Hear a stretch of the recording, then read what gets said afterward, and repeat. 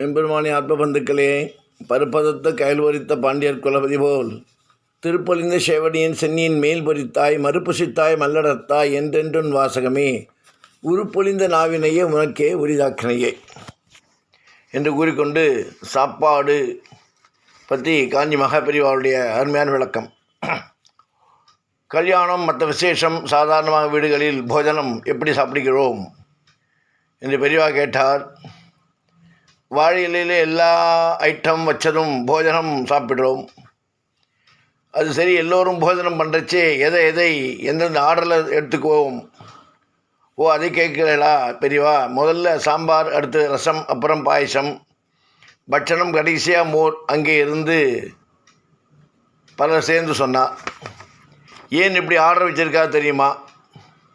மகாபிரிவா இப்படி ஒரு கேள்வி கேட்பார் என்று யாருமே எதிர்பார்க்கவில்லை. மௌனமாக இருந்தார்கள்.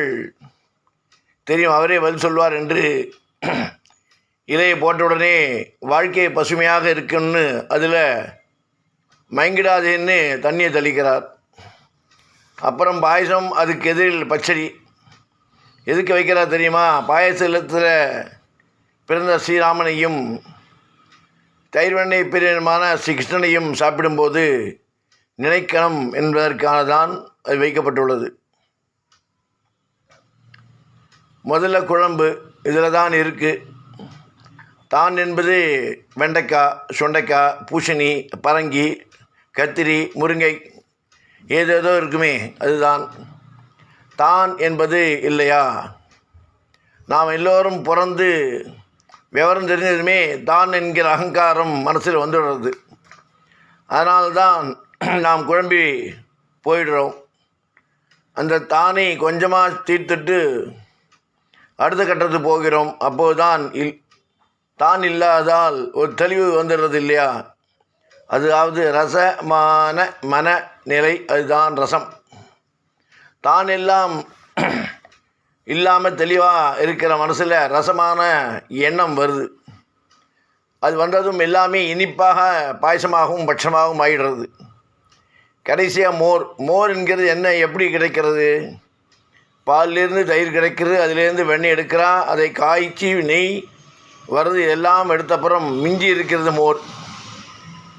அதாவது மோர்லேருந்து எதையும் பிரித்து எடுக்க முடியாது. அதாவது மோருக்கு அடுத்த பிறவி இல்லை. இந்த போதன சம்பிரதாயத்திலிருந்து என்ன புரியுது?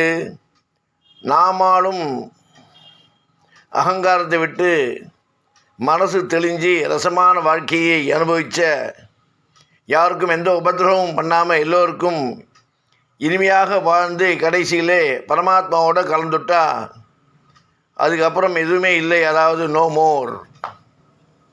சாதாரணமான மக்களுக்கும் இந்த அடிப்படையான விஷயம் போய் சேரணும். ஒவ்வொரு நாளும் போஜனம் பண்ணுறச்சே ஒரு நிமிஷம் நாமும் இதை நினைத்து பார்த்து ஒவ்வொருவரும் பகவானோட திருவடியை பற்றிக்கணுன்ற எண்ணத்தோட உயர்வான எண்ணத்திலே தான் நாம் தினமும் அனுசரிக்க போஜன முறையை நம் வாழ்க்கை தத்துவத்தை உணர்த்துகிற மாதிரி தான் அமைச்சிருக்கா என்று சொல்லி முடித்தார். சாப்பிட்ற முறை, நின்று கொண்டு சாப்பிடும் பழக்கத்தை மாற்றி குடும்பத்துடன் அமர்ந்து ஒன்றாய் சாப்பிடுங்க. எந்த வகை சாப்பாட்டாக இருந்தாலும் நன்றாக மென்று கூழாக்கி சாப்பிடுங்கள். பேசிக்கொண்டே தொலைக்காட்சி புத்தகம் பார்த்து கொண்டே சாப்பிடக்கூடாது. சாப்பிடும் பொழுது இடையில் தேவையில்லாமல் தண்ணீர் குடிக்காதீங்க. கடைசியில் தண்ணீர் குடிக்க மறக்காதீங்க. போதிய அளவில் தண்ணீர் பருகுங்கள். அவசரமாக சாப்பிட வேண்டாம். பிடிக்காத உணவுகளை கஷ்டப்பட்டு சாப்பிட வேண்டாம். பிடித்த உணவுகளை அளவுக்கு அதிகமாகவும் சாப்பிட வேண்டாம். ஆரோக்கியமான உணவுகளை அதிகம் சாப்பிட பழக்கவும். இரவு உணவில் முள்ளங்கி மற்றும் கீரை உணவுகளை சேர்க்க வேண்டாம். சாப்பாட்டுக்கு அரை மணி நேரம் முன்பு பழங்கள் சாப்பிடுங்கள். பின்பு பழங்கள் சாப்பிட வேண்டாம். சாப்பிடும் முன்பு சிறிது நடந்துவிட்டு பின்பு சாப்பிடவும். இரவு சாப்பிட்ட பின்பு நடப்பதும் நலம். சாப்பிட வேண்டிய நேரம் காலை 7-9 மணிக்குள்ளே, மதியம் 1-3 மணிக்குள்ளே, இரவு 7-9 மணிக்குள்ளே. சாப்பாட்டு 2 மணி நேரம் கழித்து தான் தூங்க வேண்டும். இதெல்லாம் அந்த காலத்தில் பெரியவா, காஞ்சி பெரியவா மகான், அவன் சொல்கிற ஒவ்வொரு வார்த்தைகளும் ஒவ்வொரு அர்த்தங்கள் நம்முடைய வாழ்க்கைக்கு வழிகாட்டியாக வாழ்ந்து இன்றைக்கும் வாழ்ந்ததே மகாபிரிவா. அவளை பற்றி சொல்லச்சே நம்ம பேசிட்டுச்சே கூட நம்ம இதில் கேட்டுருப்போம். அப்பேற்பட்ட மகான். அதனால தான் அவளுக்கு ஜெகத்குரு. எல்லா மதத்தினரும், எல்லா இனத்தவரும், எல்லா வகையராரும் அவளை போற்றக்கூடிய நடமாடும் தெய்வமாக திகழ்ந்தான் மகாபிரிவா. அப்பேற்பட்ட மகாபிரிவா சொல்கிற ஒவ்வொரு வார்த்தையும் சத்தியம். ஏன்னா இதெல்லாம் இவா சொல்கிற இல்லை இப்போ நடைமுறை நடந்துருக்கு. கலியுகத்தில் இந்த விஞ்ஞான வளர்ச்சியில் இந்த மொபைல்னு சொல்லக்கூடிய அலைபேசி வந்ததுலேருந்து மனுஷனுடைய வாழ்க்கையே தடம்புரண்டு போய் தலைகீழ போயிடுது. இயற்கையிலேயே பகவான் சரீரத்தை படைக்க செய்ய இது இப்படி இப்படின்னு படைத்தான். காதுக்கு செவியாற்றல் இருக்கும் அவன் கொடுத்தது. அதில் தேவையில்லாமல் இந்த இயர்ஃபோன் என்று சொல்லக்கூடியதை வச்சுட்டு வண்டி ஓட்டிகிட்டே பேசின்னு போடுறது, வண்டி ஓட்டிகிட்டே பாட்டு கேட்டுன்னு போடுறது, நடந்துகிட்டே பாட்டு கேட்குறது, இதெல்லாம் ஒரு அநாகரிகம் என்று சொல்லதை விட நம்முடைய ஆயுஷை நம்மளே குறைச்சிக்கிறோம்.